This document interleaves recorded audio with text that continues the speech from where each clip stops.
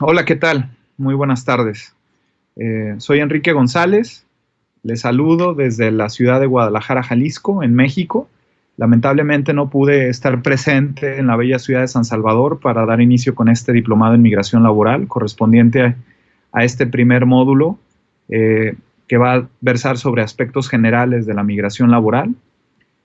Bueno, por lo que ustedes están viviendo en El Salvador y lo que estamos viviendo, pues en general en todo el sistema mundo, ¿no? La pandemia del coronavirus y producto de ello, pues el cierre de fronteras, paradójicamente un tema que tiene que ver con este propio curso, ¿no? Entonces, eh, para mí es un placer compartir esta charla.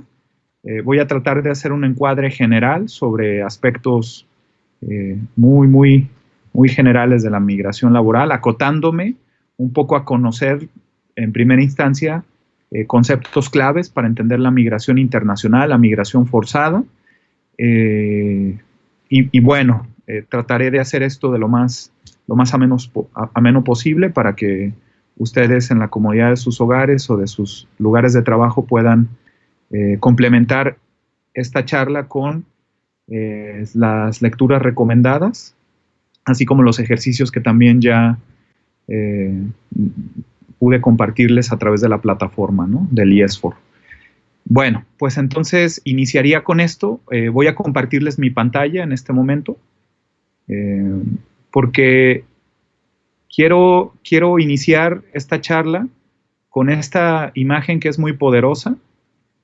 La están viendo en este momento. Es una imagen que me gusta compartir siempre que tengo una charla en cuestión de estos temas de migración, Defensoría de Derechos Humanos de Personas Migrantes, que es una imagen que nos retrata, primero ustedes están viendo, es el mapa del sistema mundial, ¿verdad?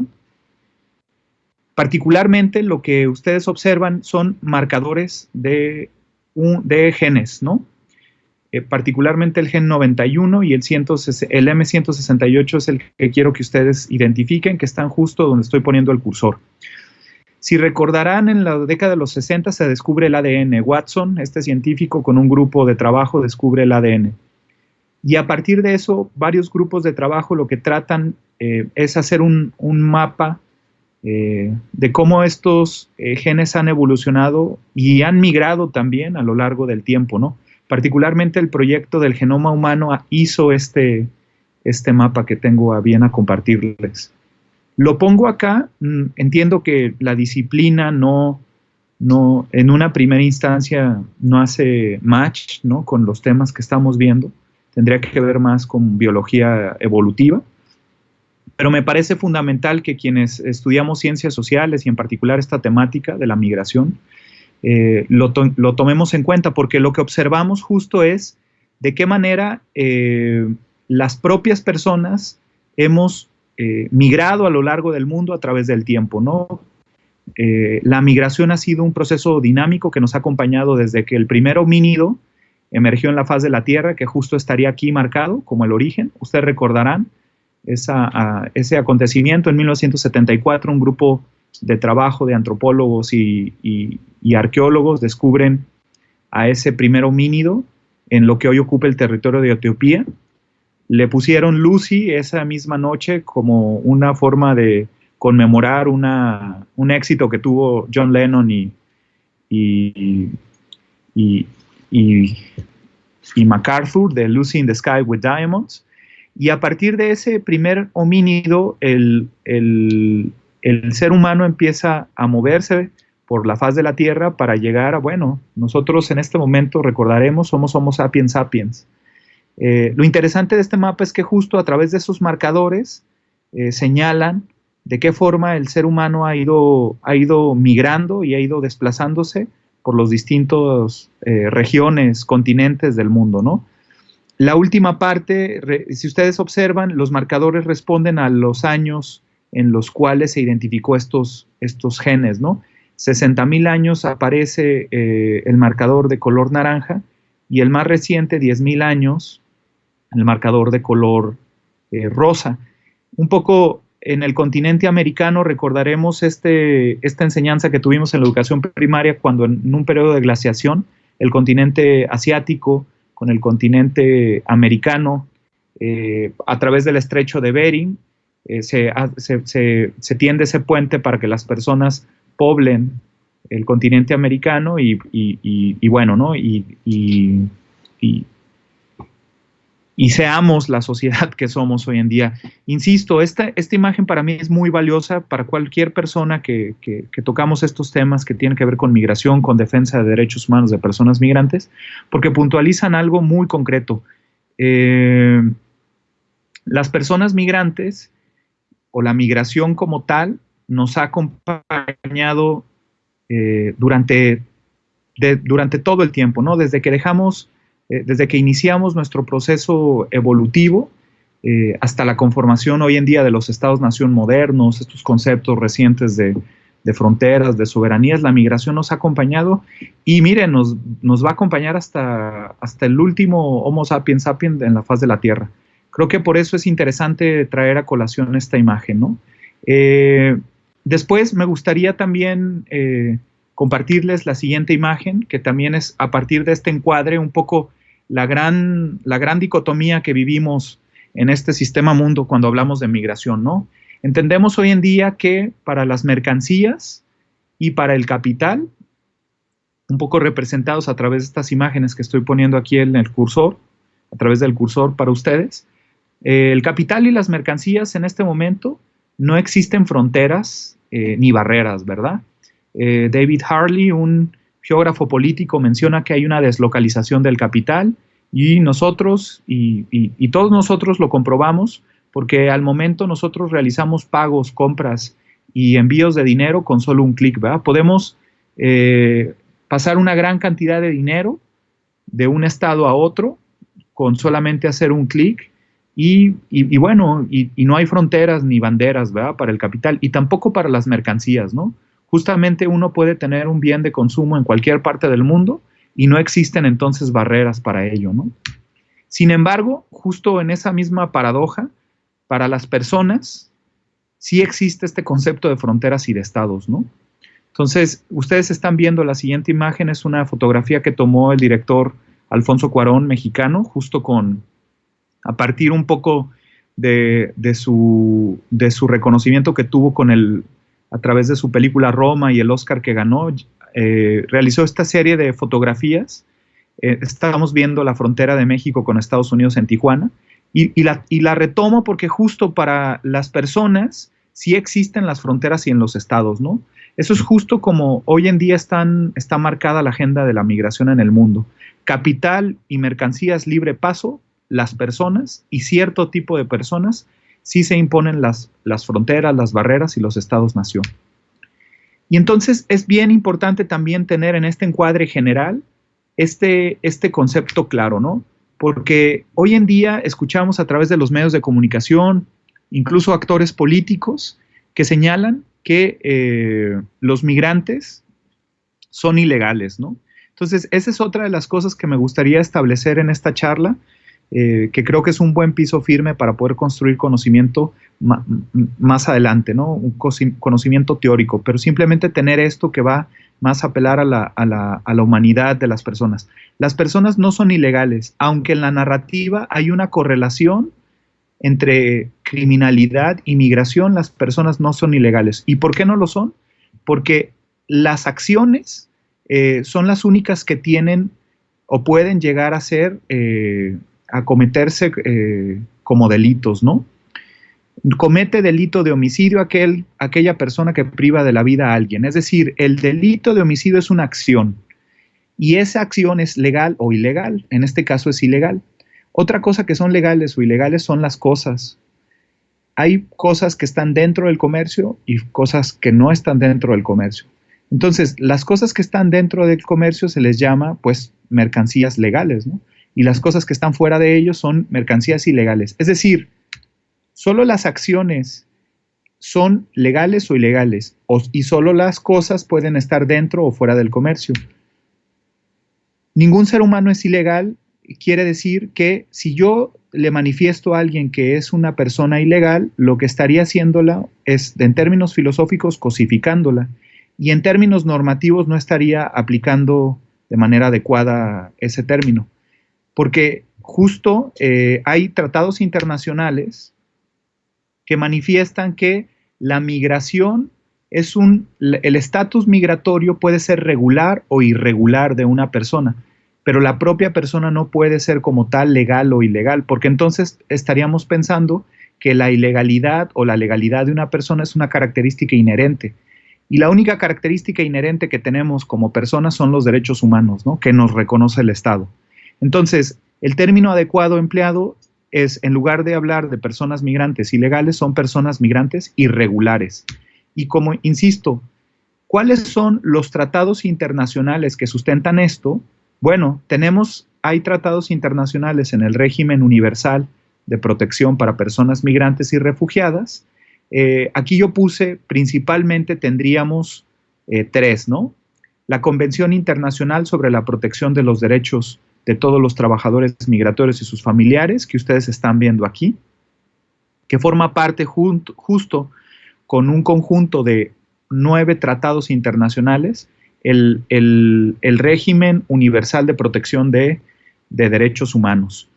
Y en segunda instancia estaría la Convención de 1951 sobre el Estatuto de los Refugiados, además de su protocolo que se expidió en 1967, y finalmente la Convención sobre el Estatuto de los Apatrídidas de 1964. Ahora, también a nivel interamericano tenemos tratados que reafirman esto que ya les manifesté. ¿Cuáles son los tratados en el sistema interamericano que protegen a las personas migrantes y refugiadas? Pues bueno, la Convención Americana sobre los Derechos Humanos, la Convención sobre Asilo Político y la Convención sobre Asilo Territorial, y finalmente la Declaración de Cartagena sobre los refugiados. Todos estos 4 instrumentos de derecho que provienen del sistema interamericano reafirman esto que les mencioné. Bueno, hasta ahí un poco ha sido, hasta este punto quise señalar aspectos muy básicos que tienen que ver con la migración, ¿no? Esto es un encuadre muy general del fenómeno de la migración, obviamente con un anclaje jurídico y en materia de derechos humanos, ¿no? Que todas las personas que o somos estudiosos o, como en la mayoría de las personas que se encuentran cursando este diplomado, según vi, trabajan en su cotidiano con personas migrantes y sujetas de protección internacional. Estos son los conceptos que nos dan un anclaje pues jurídico y, como les menciono, en materia de derechos humanos. Ahora bien, la siguiente parte de la charla tiene que ver con esto que se le denomina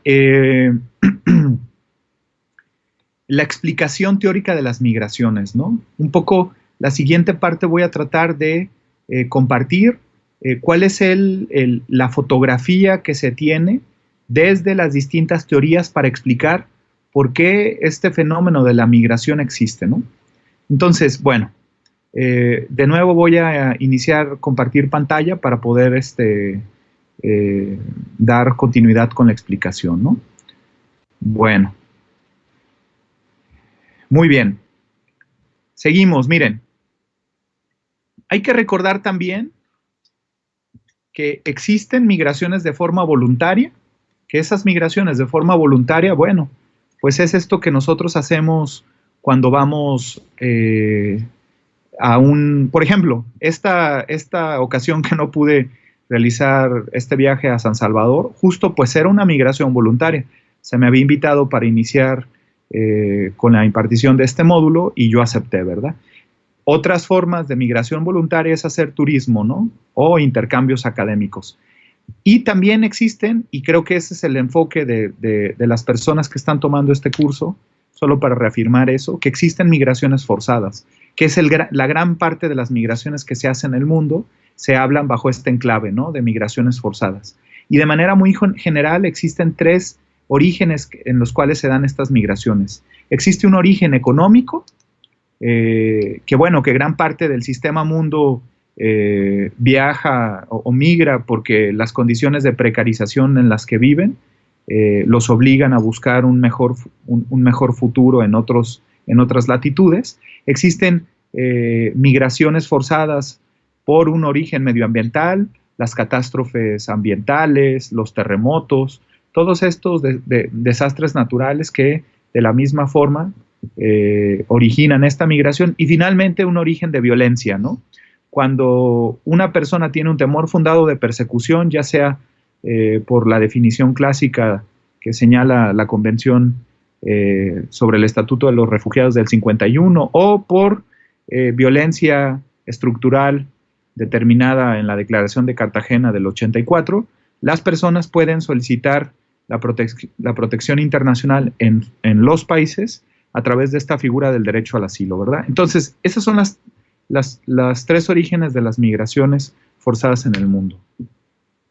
Ahora bien, como les mencionaba, esta charla lo que trata de hacer es un mapeo general sobre la explicación teórica de las migraciones, bajo, digamos, una explicación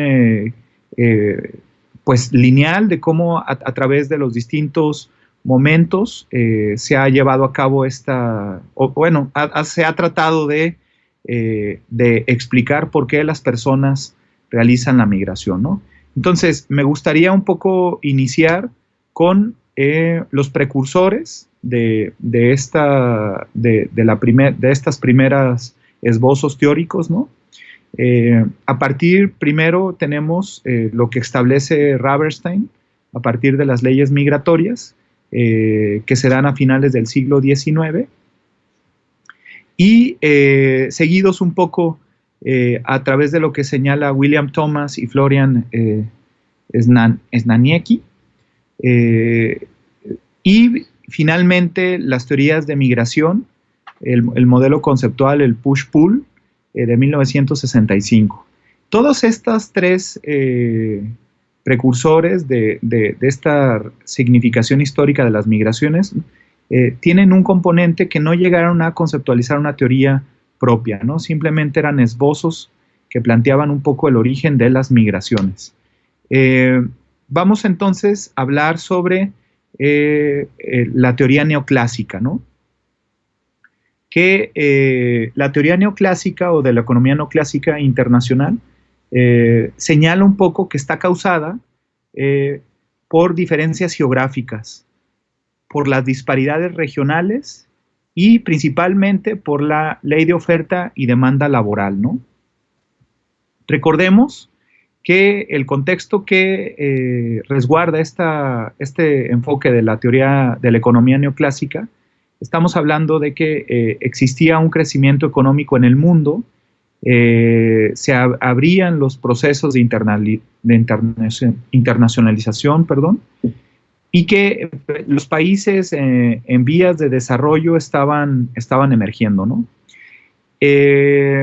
Entonces, esta teoría de la economía neoclásica plantea que, por ejemplo, países con gran reserva laboral respecto al capital tienen salarios bajos y entonces eso genera que las personas realicen, las personas de países pobres, por lo tanto,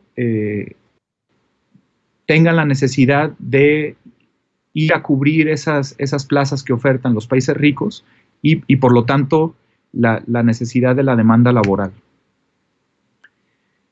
Como lo mencionaba, tiene dos perspectivas, una perspectiva macro y una perspectiva micro. La perspectiva macro plantea que las migraciones resultan de la desigualdad de distribución espacial del trabajo y capital. Como les mencionaba, estos países con economías depreciadas, sin fuentes de trabajo directa, y por lo tanto, entonces, al no tener esta demanda de trabajo como existen en países desarrollados, las personas realizan una migración hacia esos países que ofertan la mano de obra y que por lo tanto en sus países no tienen esa mano de obra, ¿no? Y hay una perspectiva micro que señala que la explicación de las razones por las cuales los individuos responden a diferencias estructurales entre países o regiones. En una se concentra más a los aspectos macroeconómicos que vive cada uno de los países expulsores y receptores, mientras que la otra se enfoca a la perspectiva de la microeconomía, donde señala un poco, aquí entra en discusión esto de la decisión racional, ¿no? ¿Cuál es el costo-beneficio que hacen las personas para decidir si realizan la migración o no?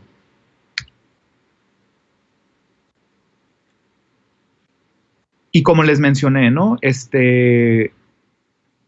Un ejemplo que yo lo tengo muy claro en la migración México-Estados Unidos, pues México centenariamente tiene abundante mano de obra. En Estados Unidos existe una escasez de la mano de obra y por lo tanto se produce o se ha producido este fenómeno de la migración, ¿no? Ahora, señalar entonces que existe esta visión del reinado neoclásico también tiene un declive, ¿no? Y un poco lo que tiene que ver es cuáles son las contradicciones que tiene esta teoría, ¿no? Pues yo lo quise puntualizar aquí a través de cinco señalamientos, ¿no? Primero, la disparidad salarial no es suficiente, ¿no? La migración no es proporcional a la magnitud de los desequilibrios que separan a los países de origen y a los países receptores.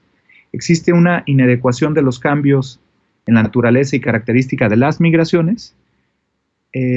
También dentro de esta teoría no es incapaz de explicar la migración diferencial y resta importancia a otros factores que no sean económicos, y finalmente lo que hace es que homogeneiza todos los procesos migratorios, aun cuando existan contextos distintos, ¿no? Entre las naciones, los países expulsores y de destino. Ahora, hay una teoría que se habla, que abonda un poco hacia la explicación de las economías duales, ¿no? Y en esta teoría, Arthur Lewis, en 1954, señala que para el sector tradicional migrar es la única vía para equilibrar ese exceso de mano de obra y obtener más beneficios de la relación capital-producto. Si el sector moderno se expande, atrae mano de obra del sector tradicional. Y la expansión sin aumento de salario se tiene entonces en cuenta altas tasas de beneficio. Después venimos un poco con la explicación de la teoría de la dependencia, que la teoría de la dependencia es una crítica directa a esta visión de la teoría neoclásica, ¿no? Y la teoría de la dependencia hace énfasis justo en una visión teórica, histórica, estructuralista, ¿no? En la cual las naciones desarrolladas estaban siendo forzadas a la dependencia de las condiciones estructurales del mercado, ¿no? Un poco los precursores de la teoría de la dependencia son este historiador francés, Fernand Braudel, que a través del texto El Mediterráneo en tiempos de Felipe II, conceptualiza este concepto de cómo se mide la historia a través de periodos de larga duración, ¿no? Luego, uno de sus pupilos, el más brillante, Emanuel Wallerstein, retoma esta visión de periodos de larga duración y pone un poco énfasis en la reconstrucción del proceso histórico a través del cual se formaron y expandieron en el mundo estructuras político y económicas desiguales, y en los mecanismos de los cuales las regiones no capitalistas y precapitalistas fueron incorporando a la economía global del mercado. Y es justo entonces donde salen estos conceptos del centro, que estoy poniendo aquí, justo en este esquema. Este es el centro, la semiperiferia y la periferia. ¿Cómo entendemos esto? Bueno, existen en las economías o en los países que son del centro, justo está el capital. En las economías de semiperiferia están justo las industrias que producen ese capital. Y las economías de periferia son donde se encuentran tanto los recursos naturales como las personas. Entonces, en perspectiva, existen factores políticos de diferencias salariales que que motivan justo a que las personas, a que la mano de obra que se encuentra en los países de la periferia, migren hacia los países del centro para incorporarse hacia ese capital. Entonces, la crítica principal hacia la teoría neoclásica es que el rational choice o la elección racional no se aplica acá. Acá lo que aplica es las leyes del mercado a través de la oferta y la demanda, ¿no?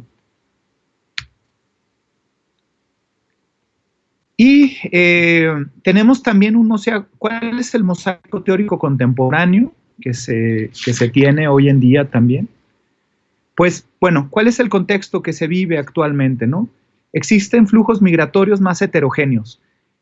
Anteriormente, si ustedes pensaban en el mundo, la mayor parte de la migración, y estoy poniendo el cursor, se hacían migraciones sur hacia el norte, ¿no? Pero hoy en día existen también dinámicas de migración sur-sur, en donde justo por eso es que se habla de estos flujos migratorios heterogéneos. También pensar que en los flujos migratorios tenemos migración de origen, de destino, de tránsito y de retorno. Y entonces ya hay una multicausalidad de cómo se dan estos flujos migratorios, ¿no?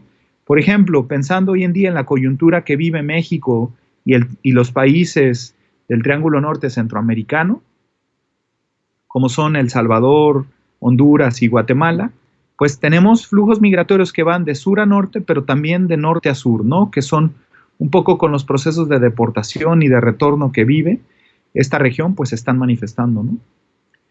También, ¿cuál es el contexto contemporáneo de las migraciones? Pues Asia, África y América Latina son el principal origen de las migraciones. En el siglo XIX y en el siglo XVIII, pues era Europa, ¿no? El origen de las migraciones. También existen políticas restrictivas de ingreso, y lo podemos ver hoy en día. El contexto de securitización que se vive en la región del continente americano está vigente, ¿no?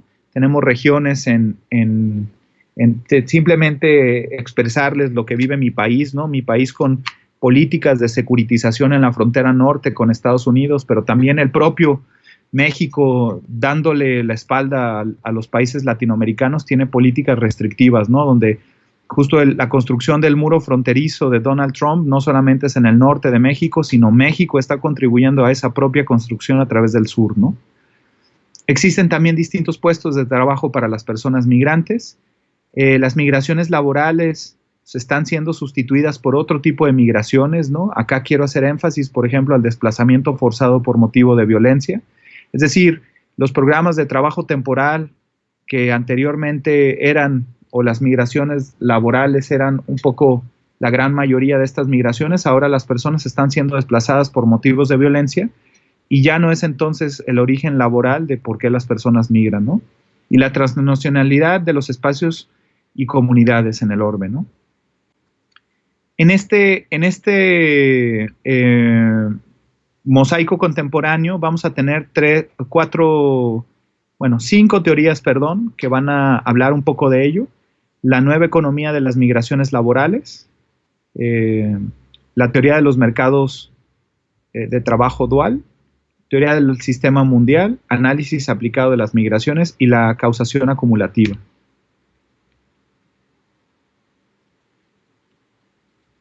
Y bueno, la teoría de los mercados duales de trabajo, esta teoría está enmarcada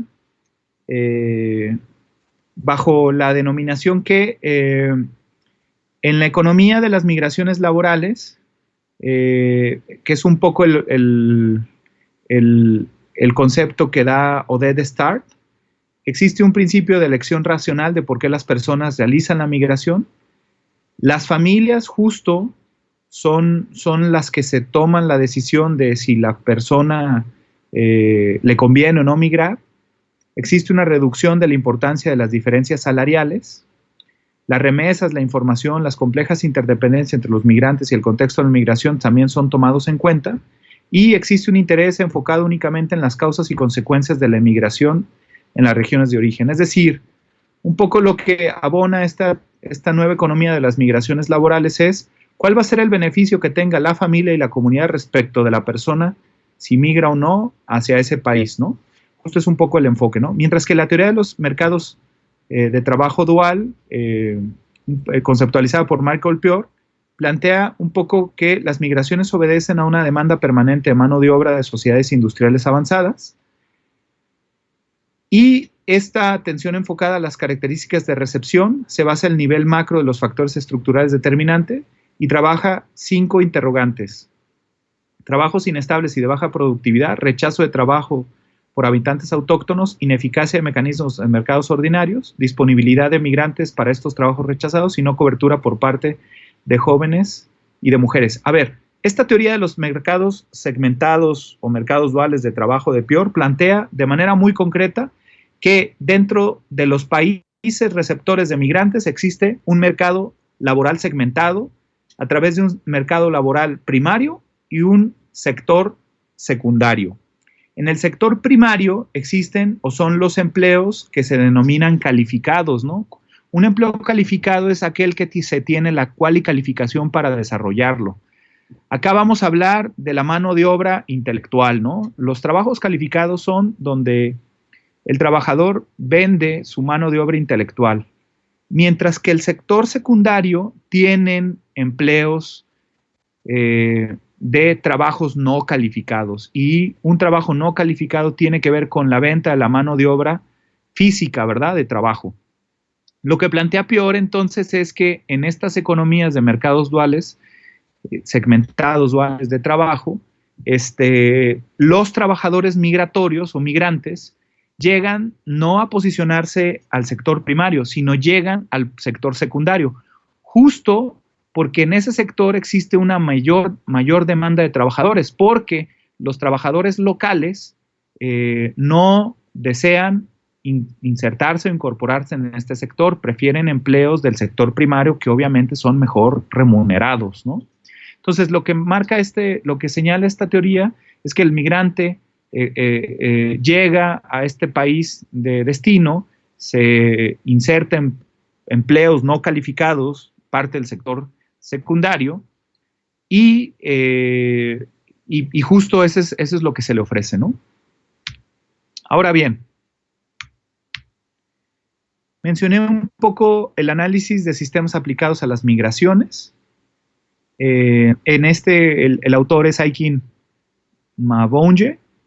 Se basa en sistemas migratorios definidos como espacios o campos definidos por una asociación relativamente estable, una serie de países receptores con un número determinado de regiones de origen. Es decir, en esta teoría se estipula que hay vínculos y conexiones que existen entre comunidades de origen con comunidades de destino, ¿no?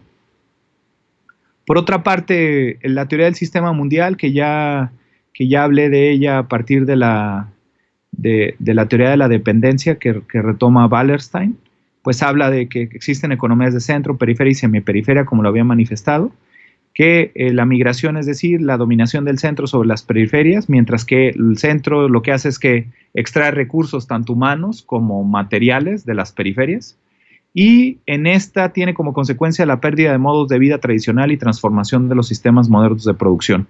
Sus mayores exponentes son Alejandro Portes y Sasha Sassen, ¿no? Ambos de origen latinoamericano, ¿no? Portes de origen cubano y Sassen, Sassen es de Países Bajos, pero con un anclaje en Latinoamérica muy grande, ¿no? La profesora. Y la siguiente teoría, es la causación acumulativa. Acá hay dos exponentes, Mildray, que habla del desarrollo desigual en zonas subdesarrolladas y efectos de rechazo, y el otro, el profesor de la Universidad de Princeton, chairman de la Oficina de Población, el doctor Douglas Massey, que habla del fenómeno autosostenido y autoperpetuador. Las migraciones modifican la realidad en formas que inducen desplazamientos subsiguientes, ¿no? Es decir, un poco de cómo las zonas o las regiones en ciertos países que son o que tienen una migración ya establecida, estas propias migraciones a lo largo del tiempo se vuelven un fenómeno autosostenido, autoperpetrador, ¿no? y como ejemplo clásico, pues podría hablar de la migración que tiene en ciertas regiones históricas México hacia Estados Unidos, ¿no? Y finalmente las redes migratorias, donde se habla que el conjunto de relaciones interpersonales que vinculan a los migrantes y inmigrantes retornados a candidatos de migración con parientes, amigos, compatriotas, ya sea en el país de origen o en el del destino, ¿no? Acá Tomás y Saninieski habla sobre estas redes migratorias que están íntimamente ligadas también a la teoría que enarbola la teoría del capital social de Pierre Bourdieu, ¿verdad? Donde para Bourdieu el capital social es la suma de recursos reales o virtuales que corresponden a un individuo o grupo en virtud de su pertenencia a una red duradera de reconocimiento mutuo, ¿no? Eso se le denomina la red social, ¿no? Para Bourdieu. ¿Y por qué lo digo? Porque justo estas redes migratorias se van también generando y van permaneciendo en países expulsores de migrantes hacia países de destino, ¿no? Esta referencia la puedo ejemplificar de una manera muy clara cuando, por ejemplo, existen hermanamiento de ciudades, ¿no? Este concepto, que es un acuerdo interinstitucional que hacen municipios en México con condados en Estados Unidos de hermanar ciudades, es un claro ejemplo de las redes migratorias que se tienen, ¿no? Porque justamente las personas que migran de una comunidad empiezan a construir su propia red social en ese condado al cual llegan en la Unión Americana, y justo ese mismo condado empieza a generarse, digamos, una réplica en Estados Unidos de esa comunidad, ¿no? Y entre mayor red social, entre mayor red migratoria tengan las personas migrantes en las comunidades de destino, un ejemplo claro de cómo les beneficia tener esta red social es que el número de deportaciones disminuye en aquellos estados, al menos en México, donde existen una mayor tradición migratoria y donde se tienen mayor consolidadas las redes migratorias, versus en estados en México donde la migración es más reciente o tiene redes menos fuertes y estables, existe un mayor número de deportación de personas. Y un poco se explica bajo eso, ¿no? Cuando tú tienes una red social migratoria en país de destino, pues es mucho más fácil encontrar un trabajo y un lugar donde vivir. Y bueno, la migración en cadena también, que señala que son más importantes en medida que las barreras sean más difíciles de pasar, contribuye a la explicación de la migración diferencial, logra que la migración se perpetúe a sí misma y hay una relación entre el plano micro y macro y existe la reunificación familiar. ¿Cuáles son también otras motivaciones para explicar por qué las personas se desplazan? Pues aquí pongo un poco 4 elementos, ¿no? La privación relativa de los bienes de consumo, el desarrollo de una cultura de migración, como ya lo dije. También acá este es un aspecto que me gustaría también ejemplificar, que creo que lo viven varios de los países también centroamericanos. La persona migrante se convierte justo como en un, pues no sé si hablar de un fetiche, pero sí en una persona con un renombre social, ¿verdad? El haber tenido una historia migratoria para muchas comunidades representa justo como llegar, incluso podría decir, a la mayoría de edad para las personas, ¿no? El haber tenido una historia migratoria también da una percepción de esfuerzo y de trabajo, ¿no? También existe una distribución perversa del capital humano y también en cierto sentido hay una estigmatización de los trabajos, ¿no? Estas otras motivaciones por las cuales se puede explicar las redes. Finalmente, una evaluación en conjunto de estas teorías, podríamos señalar que en general existe una mayor importancia a las causas profundas que a los determinantes próximos. Cada una de estas teorías no da explicación a la poca migración, solamente hablan de procesos macro de migración. Hace falta mayor indagación en distintos campos y más que las migraciones laborales, las migraciones por títulos habilitantes, ¿no? También hay que tomar en cuenta que existen procesos y consecuencias y transformaciones sociales. No toma en cuenta también los aspectos de la migración forzada a través de los refugiados y que también existe una gran diversidad de las redes migratorias. Bueno, hasta aquí sería un poco la primera parte de la presentación. Yo pasaría a hacer un pequeño receso y continuaríamos, ¿no? Bueno, seguimos en esta charla. Gracias.